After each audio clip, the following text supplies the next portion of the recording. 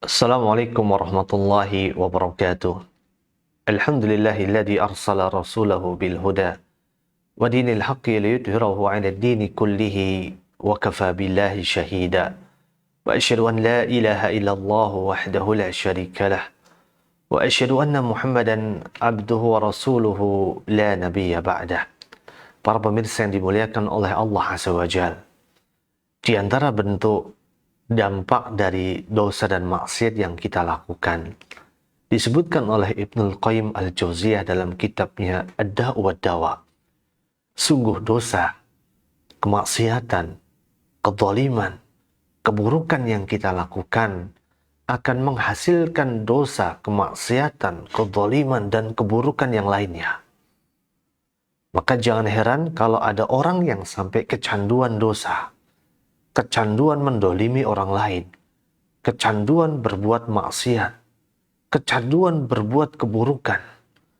Karena yang namanya keburukan akan menghasilkan keburukan yang lain. Dan ini salah satu bentuk hukuman yang Allah turunkan kepada orang-orang yang bermaksiat. Setiap kemaksiatan akan menghasilkan benih kemaksiatan yang lain. Setiap kemaksiatan akan melahirkan sebagian kemaksiatan yang lain.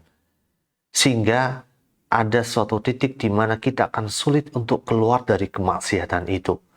Sehingga ada satu titik kita akan begitu sulit keluar dari lingkaran syaitan.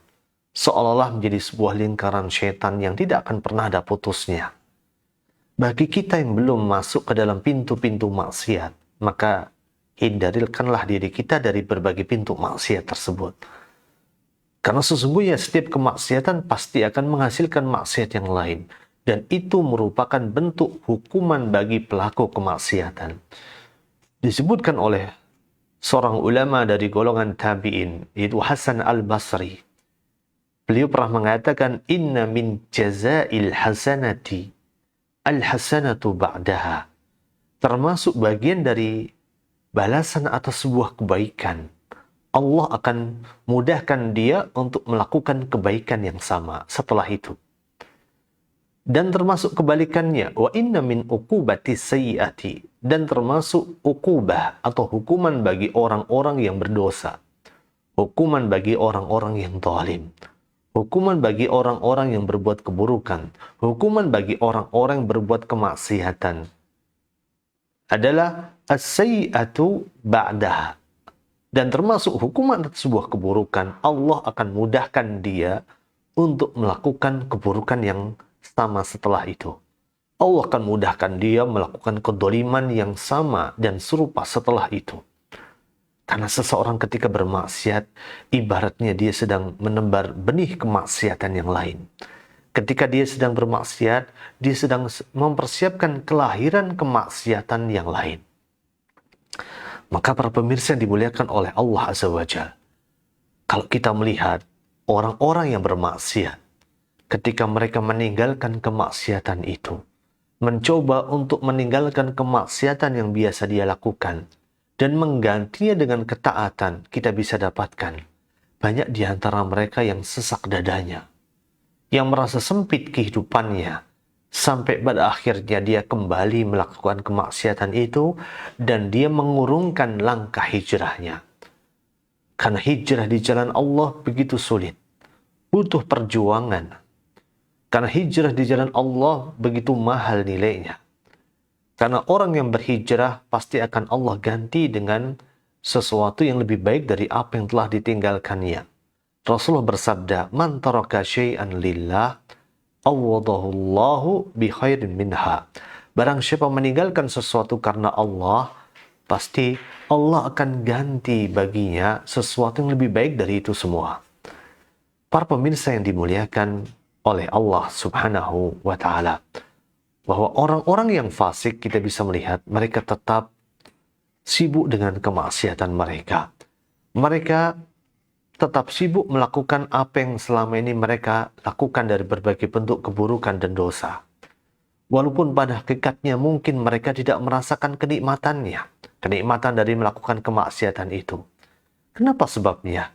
Karena mereka mendapatkan kegundahan ketika melakukan kemaksiatan tersebut. Syaitan menjadi penolong mereka dalam berbuat maksiat.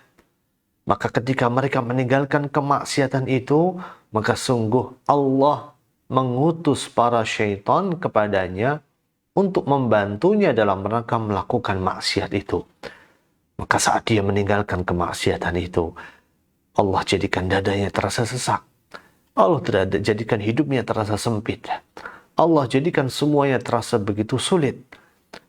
Maka kalau kita termasuk orang-orang yang belum terjebak pada sebuah kemaksiatan, pada sebuah lingkaran syaitan, maka sungguh bertakwalah kepada Allah.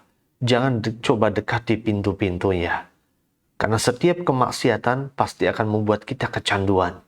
Setiap kemaksiatan diibaratkan kita menebar benih kejahatan dan keburukan, dan akan melahirkan kejahatan dan keburukan yang sama dan serupa. Sebagaimana Rasulullah SAW pernah menyebutkan, Al-khamru ummul khaba'ith, bahwa minuman keras adalah induk dari segala bentuk kejahatan. Di hadis yang lain disebutkan, Al-khamru ummul fawahish, minuman keras adalah induk dari segala bentuk kekejian.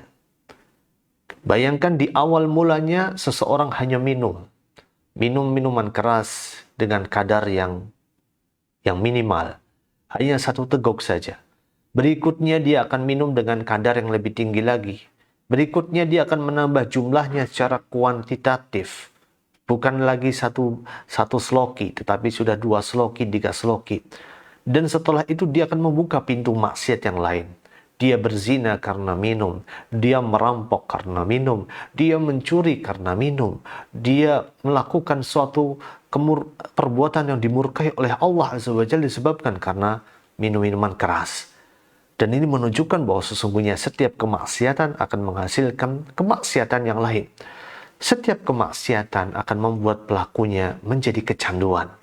Dan pada akhirnya tidak bisa lepas dari itu semua, dan tidak bisa lepas dari sebuah lingkaran syaitan. Para pemirsa yang dimuliakan oleh Allah Azza wa Jalla, selain sebuah kemaksiatan bisa membuat pelakunya menjadi kecanduan, maka sesungguhnya kemaksiatan juga bisa membuat pelakunya jauh dari ketaatan di jalan Allah Subhanahu wa Ta'ala. Kemaksiatan yang kita lakukan bisa menjadi penghalang dari ketaatan kita kepada Allah Subhanahu wa Ta'ala. Betapa banyak suatu ketaatan yang tidak bisa kita laksanakan hanya karena kemaksiatan yang senantiasa kita kerjakan. Betapa banyak ketaatan yang kita tinggalkan hanya karena gara-gara dosa yang kita lakukan. Padahal satu ketaatan lebih baik di sisi Allah dibandingkan dengan dunia dan seisinya. Sebagaimana Rasulullah SAW misalnya mengatakan, Man shallal fajr, barang siapa yang salat fajar, rakaat al-fajr, 2 rakaat sebelum salat subuh, yaitu salat sunnah qobliyah subuh, khairun minad dunya wa ma fiha, itu lebih baik dibandingkan dengan dunia dan seisinya di hadapan Allah Azza wa Jalla. Betapa banyak di antara kita yang bermaksiat kepada Allah. Dalam Islam kita dituntunkan untuk tidur lebih awal, tetapi banyak di antara kita yang begadang, sibuk nonton HP, sibuk nonton YouTube, sibuk ngobrol dengan teman kita di kafe, sibuk dengan kemaksiatan yang kita lakukan di klub-klub malam, sehingga membuat kita tidak tidur sepanjang malam dan kita mulai tertidur menjelang datangnya subuh. Kita diharamkan oleh Allah untuk melaksanakan sholat 2 rakaat sebelum subuh yang pada hakikatnya lebih baik di sisi Allah dibandingkan dunia dan seisinya. Kita diharamkan oleh Allah untuk mendapatkan perlindungan dari Allah. Karena Rasulullah pernah mengatakan, Man shalla subhi fahuwa fi dimmatillah. Barang siapa yang salat subuh, maka dia berada di bawah penjagaan Allah. Maka kita dilepaskan dan diharamkan oleh Allah untuk mendapatkan suatu keutamaan yang besar hanya karena kemaksiatan yang kita lakukan. Dan ini menunjukkan bahwa kemaksiatan akan menghalangi kita dari jalan-jalan ketaatan. Keburukan akan membuat kita menjadi dijauhkan oleh Allah Azza wa Jalla dari segala bentuk pintu-pintu kebaikan. Orang yang bermaksiat pada hakikatnya dia sedang sakit rohaninya. Maka orang yang sakit rohaninya sebagaimana orang yang sakit jasmaninya. Orang yang sakit jasmaninya makan makanan seenak apapun juga tidak terasa lezat dan nikmat bagi dirinya. Sebagaimana orang yang sakit jasmaninya, begitu juga orang yang sakit rohaninya. Orang yang sakit jiwanya, orang yang jiwanya dipenuhi dengan noda-noda keburukan, noda-noda kemaksiatan, noda-noda kejahatan, noda-noda kezaliman, maka dia tidak akan merasakan nikmatnya beribadah di jalan Allah. Salat terasa hambar, tidak merasa khusyuk. Ibadah di jalan Allah merasa tidak ada artinya. Puasa Ramadan sepertinya biasa-biasa saja. Ini semua terjadi karena Allah menghilangkan kebaikan dari orang-orang yang bermaksiat. Karena sesungguhnya kemaksiatan yang kita lakukan akan menghalangi kita dari ketaatan kepada Allah Azza wa Jalla. Sebagaimana kemaksiatan akan membuat pelakunya kecanduan dan kemaksiatan akan menghasilkan kemaksiatan yang lainnya. Semoga Allah Azza wa Jalla menjauhkan kita dari segala bentuk pintu-pintu kemaksiatan. Semoga Allah Azza wa Jalla memudahkan taubat-taubat kita dari segala bentuk keburukan dan kezaliman. Dan semoga Allah Azza wa Jalla memaafkan segala bentuk keburukan, kezaliman, kemaksiatan dan dosa-dosa yang pernah kita kerjakan. Hanya Allah lah yang memiliki taufik, hanya Allah lah yang menurunkan hidayah, hanya Allah yang memberikan inayah. Wa sallallahu wasallam wa barik ala nabiyyina Muhammad wa ala alihi wa ashabihi ajma'in. Walhamdulillahi rabbil alamin.